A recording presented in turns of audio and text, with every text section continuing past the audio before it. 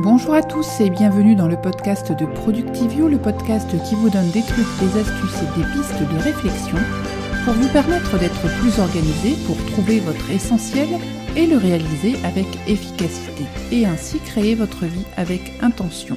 Je suis Priscille Livenet, l'animatrice de ce podcast. Vous retrouverez toutes les notes de cet épisode sur le blog productivio.com, rubrique podcast. Partagez ce podcast, likez la vidéo, mettez une note, une revue sur iTunes afin de le faire connaître. Vous pouvez aussi rejoindre la communauté de Productivio sur Facebook ou Twitter. Vous pouvez aussi soutenir le podcast via la plateforme Tipeee et vous pouvez donc m'encourager. Je vous en remercie par avance. Nous allons reprendre donc la méthode d'organisation GTD, Getting Things Done de David Allen, pour la troisième étape, qui est l'étape d'organisation. Donc un petit rappel, la première étape, c'était donc l'étape de collecte de nos entrées. La seconde étape, l'étape de clarification, où nous avons vu notamment la semaine dernière l'arbre de décision de la méthode de Getting Things Done. Et donc aujourd'hui, nous voyons la partie d'organisation. Alors c'est souvent l'étape préférée des gens qui pratiquent la méthode d'organisation GTD. C'est ici que nous allons configurer les outils pour suivre chacun des éléments qui arrivent de l'étape de clarification. Alors souvent, on peut passer des heures à rechercher et à tester des applications, des sites web, des services potentiels qui pourraient nous aider. Et avec le boom des applications de toutes parts, sur toutes les plateformes, les PC, les tablettes, les smartphones, il y a des centaines, voire même des milliers d'applications que l'on pourrait utiliser pour la méthode GTD ou pour s'organiser d'une façon générale. Moi, je vous conseille de prendre un petit peu de recul et de réfléchir à ce qui va fonctionner pour vous. Qu'est-ce que vous voulez dans une application ? Ne partez pas à la recherche de tout ce qui pourrait fonctionner. Pensez à ce dont vous avez besoin et recherchez-le. Il faut tenir compte de votre façon de fonctionner. Est-ce que vous êtes plutôt visuel ? Est-ce que vous aimez les choses colorées ? Est-ce que vous, au contraire, vous êtes plutôt attaché à la sobriété d'un outil épuré ou bien même d'une simple feuille d'Excel ? Est-ce que vous êtes plutôt analogue ou digital ? Est-ce que vous vous déplacez beaucoup ? Est-ce que vous avez besoin d'avoir accès à vos données n'importe où ? Ou bien est-ce que vous êtes très sédentaire et l'aspect mobilité ne vous concerne pas ? Quel est le budget dont vous disposez ? Irez-vous vers un budget minimal ou bien êtes-vous prêt à investir beaucoup et combien ? Quelles sont les contraintes informatiques que vous devez prendre en compte ? Et ça, c'est un sujet assez important que je vous encourage à creuser avec le service informatique de votre entreprise. Je vais vous donner 2-3 petites raisons pour cette recherche. Pour ceux qui me suivent depuis quelques années, vous savez que je suis une grande utilisatrice d'Evernote depuis pas mal de temps. Il y a quelques années, dans le cadre professionnel, je l'utilisais non seulement pour mon stockage de références, mais aussi comme support pour préparer des réunions internes avec l'interface très sobre d'Evernote, qui était parfait pour des réunions d'équipe ou internes avec la possibilité de créer de nombreux liens, d'ouvrir des documents liés stockés dans Evernote. J'avais un système bien rodé, mes checklists, mes listes de tâches, etc.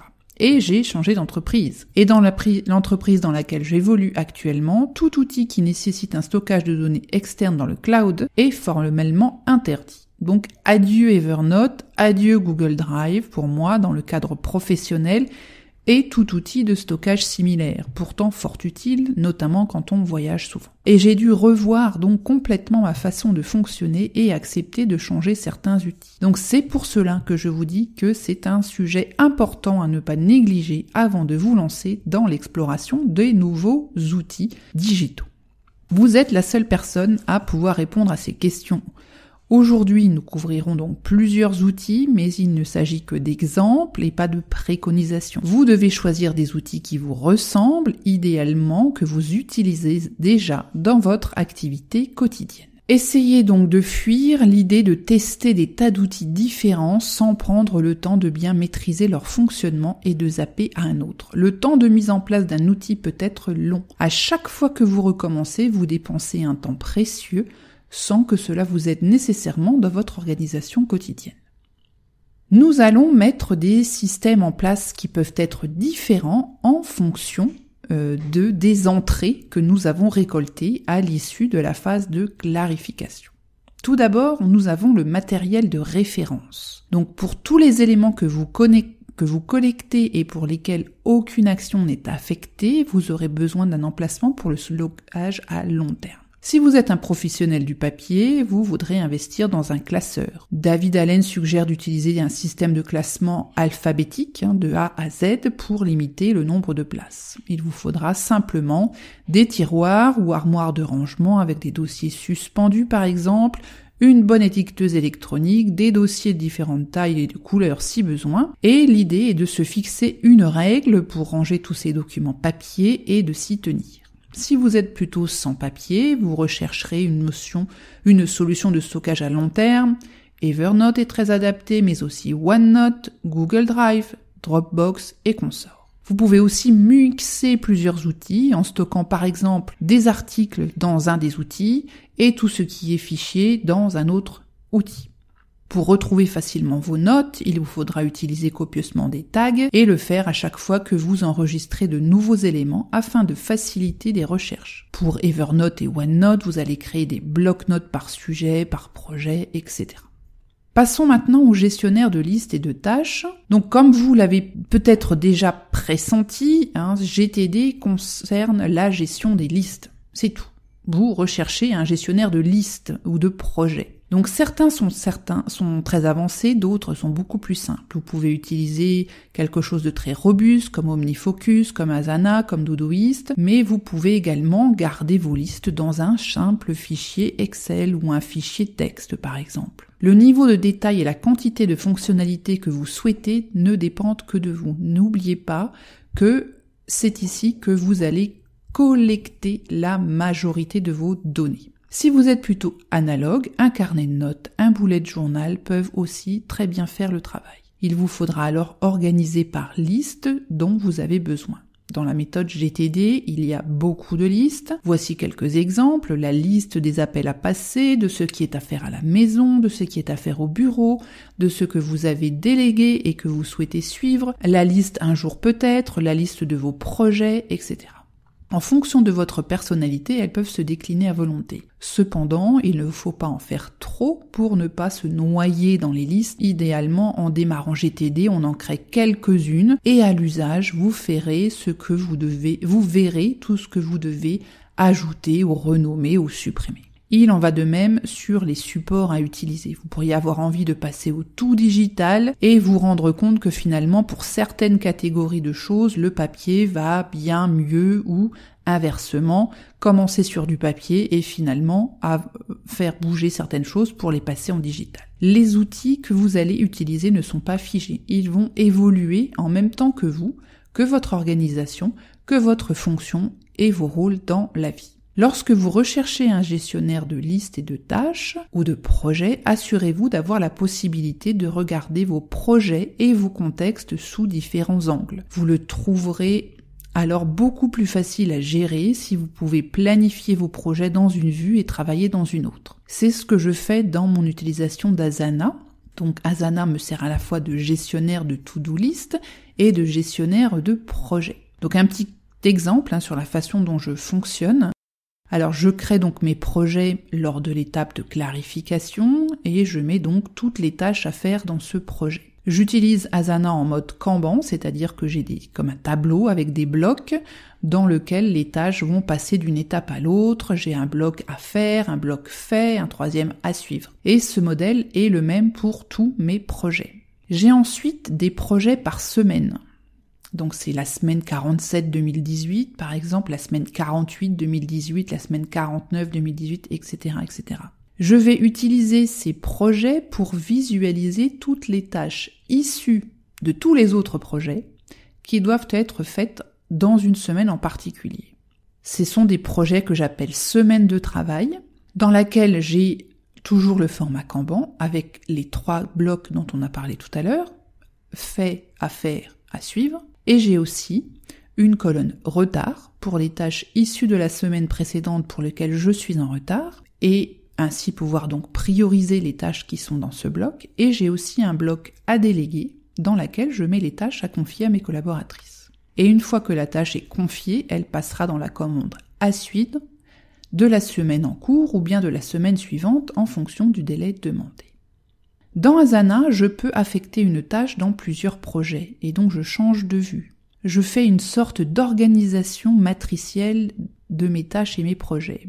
J'ai donc des tâches dans tous mes projets en cours qui doivent être faites en semaine 48 par exemple, plus des tâches uniques qui s'ajoutent dans ma semaine sans appartenir spécialement à un projet. Lors de ma planification hebdomadaire, ou bien lorsque je crée un projet avec ces tâches, je prends une tâche du projet A et je l'affecte aussi à un projet qui tient un numéro de semaine. Le projet A, je vais le mettre par exemple dans la semaine de travail 48. Et donc quand j'ouvrirai la vue de la semaine 48, je verrai toutes les tâches uniques, mais aussi toutes les tâches issues des autres projets que j'ai planifiés pour cette semaine.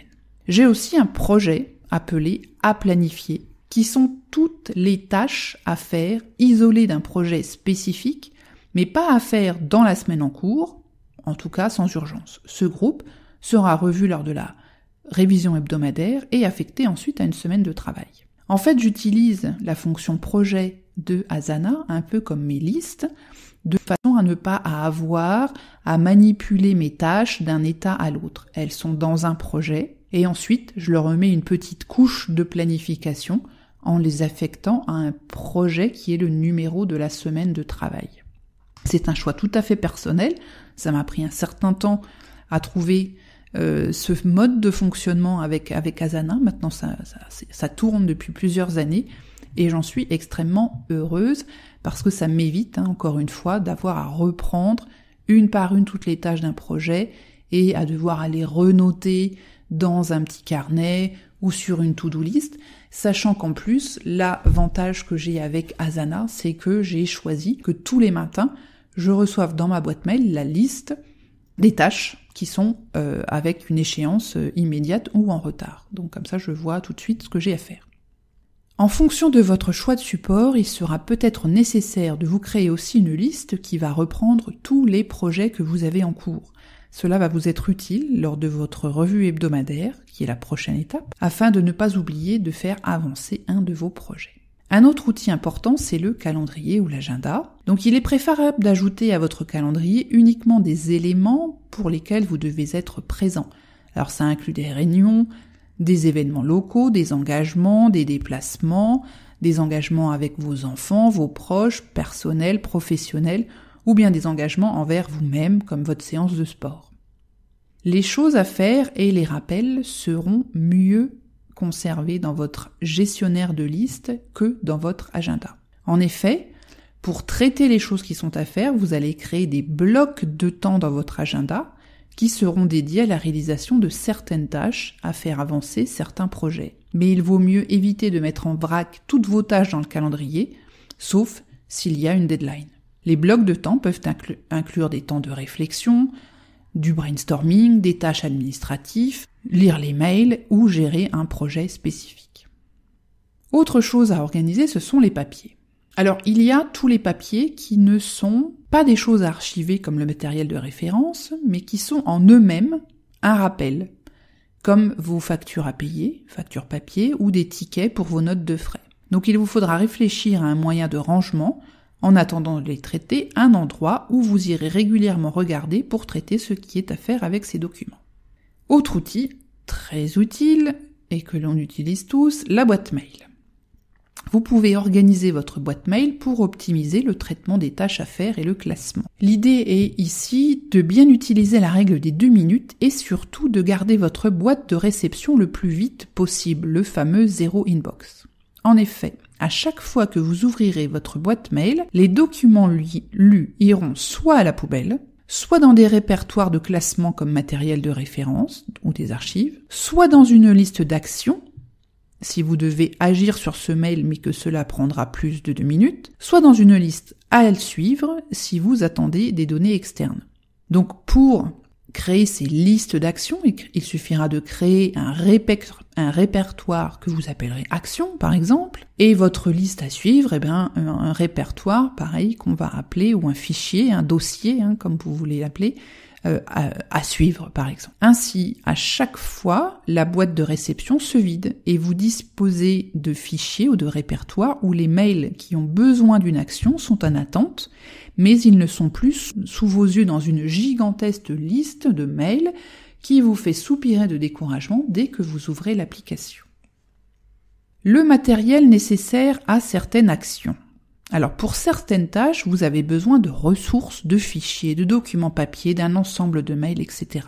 Il vous faudra alors penser à organiser ces ressources que vous devrez collecter pour mener à bien certaines actions. Ce sont généralement des stockages temporaires où vous allez réunir tout le matériel nécessaire à une tâche ou un projet et ensuite ce sera soit détruit, soit archivé une fois que la tâche ou le projet seront terminés. Là encore, vous devez faire ce qui est le mieux pour vous.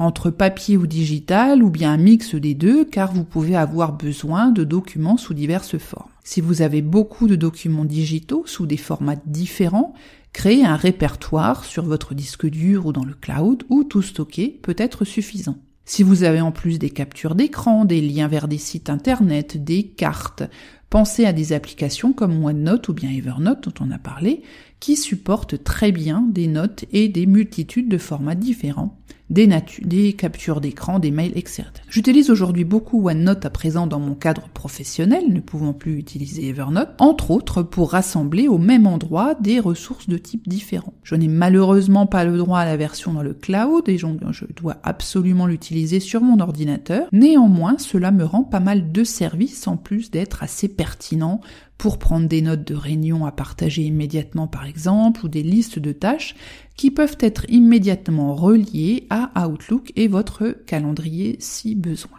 Je rappelle, j'en avais parlé dans le tout premier épisode sur GTD, que sur le site de David Allen GTD, vous allez pouvoir acheter et télécharger un certain nombre de guides pour mettre en place de façon très efficace et très réfléchie la méthode GTD en fonction de ce que vous utilisez. Si c'est Outlook, si c'est Lotus, si c'est Evernote, si c'est OneNote, si c'est tout papier, etc., etc. Bon, il faut parler un petit peu anglais pour pouvoir lire les documents, même si c'est très simple, et en plus il y a des petits schémas. Mais c'est extrêmement pratique pour pouvoir faire tout de suite les bons choix. Par ailleurs, sur YouTube, vous pourrez aussi trouver un certain nombre de vidéos qui vous donneront des exemples de mise en place de systèmes GTD. Enfin, si vous êtes une personne très analogue, vous pourriez utiliser un trieur que David Allen appelle le système de Tickler. Alors cela consiste en une sorte de boîte de trieur avec des intercalaires. En l'occurrence, il en faut 43 intercalaires ou dossiers suspendus. Donc il y en a un par mois, donc 12 pour les mois, de janvier à décembre, qu'on va donc nommer et étiqueter. Et ensuite, il en faut 31 autres qui sont en fait les jours du mois. Et ça permet de classer les papiers qui seront à utiliser à une certaine date et un certain mois. Donc on va agencer tout ça et faire bouger en fait les pochettes en fonction des mois et des jours. Mais dedans, vous allez pouvoir mettre donc des notes de rappel pour une certaine date, du matériel dont vous aurez besoin à une certaine date. Il est aussi possible d'utiliser cette méthode de Tickler ou de répertoire, de boîte de trieur, quand vous organisez votre application OneNote, mais aussi dans Evernote, et aussi dans votre fichier Excel, et aussi dans votre boîte mail. Là encore, plein de liens sur Internet, sur Google. Il vous suffit de taper dans votre navigateur Tickler GTD. Il y a même des photos dans Pinterest. Enfin vraiment, il y a beaucoup de ressources pour vous aider à trouver la meilleure organisation possible. Idem, si vous êtes un adepte du bullet journal, vous allez pouvoir trouver tout un tas de ressources en ligne pour vous inspirer à utiliser cette méthode dans un outil d'organisation qui vous convient le mieux, qui est celui peut-être que vous utilisez déjà.